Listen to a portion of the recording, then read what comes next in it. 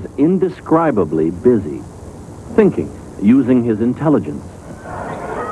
But so is this person, using intelligence. And so is he. And so is she. All using different kinds of intelligence. The old idea that intelligence is a single quantity that you can measure with a single number, like an IQ score, putting everyone somewhere on the same line from smart to dumb, is giving way.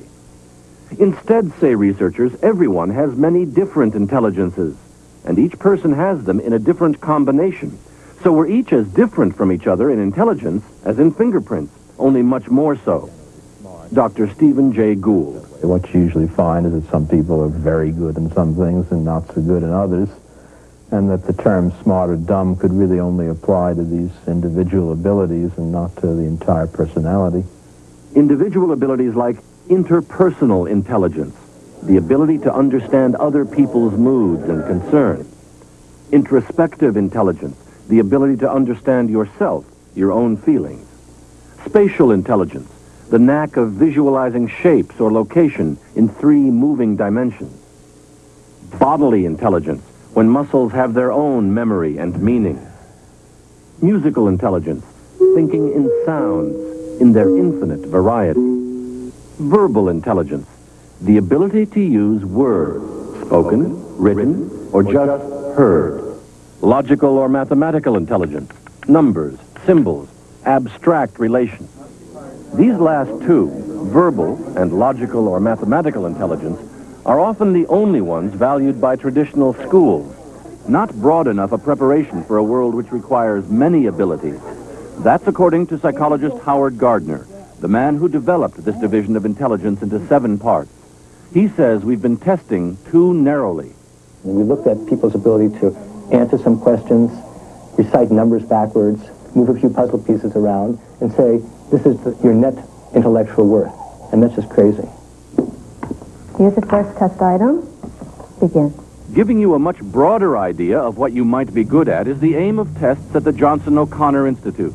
They claim they can measure 18 separate aptitudes or intelligences, all inborn, they believe, or developed in early childhood. Yes, correct.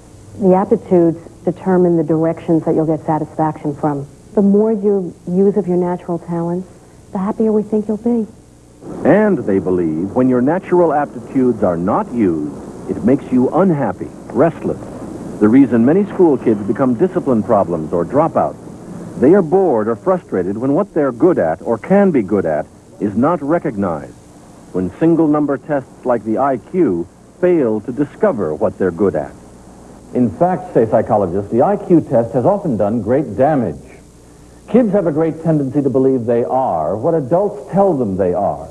And when judgment has come in the form of a single number, like an IQ score, which is grossly inadequate to define what a human person is or can be, it has crippled many with an inaccurate, low self-image, condemned them to think they couldn't succeed even if they tried. So they don't. Defeated by a single number. Nevertheless, the IQ test is still widely given, partly because there is no convenient substitute, and because many school systems still want it as an easy way to decide who will be assigned to what curriculum. But even many testers know the IQ's dangers and inadequacies, that we have to find better ways to assess the whole child. Every child has something that's best in that child, and we should make it our job to find that and put away the numbers and stop this.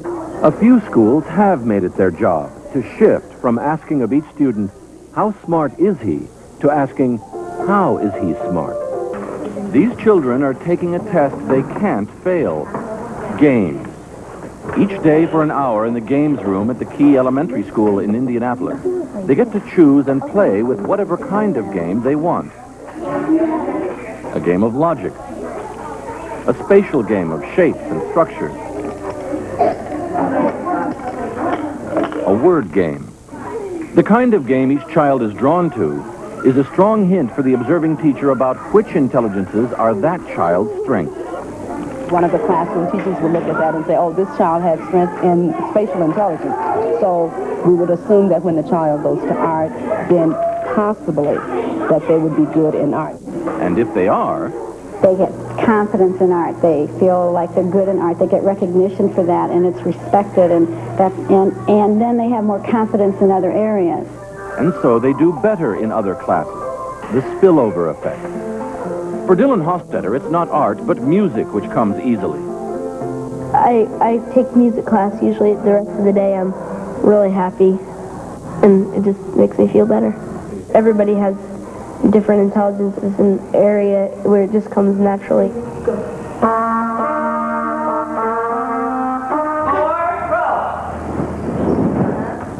At this school, all 7 intelligences are given equal time and importance for every student, giving every child the chance to develop his own unique combination of intelligences and to experience being good in some areas while learning to appreciate classmates' strengths in other areas.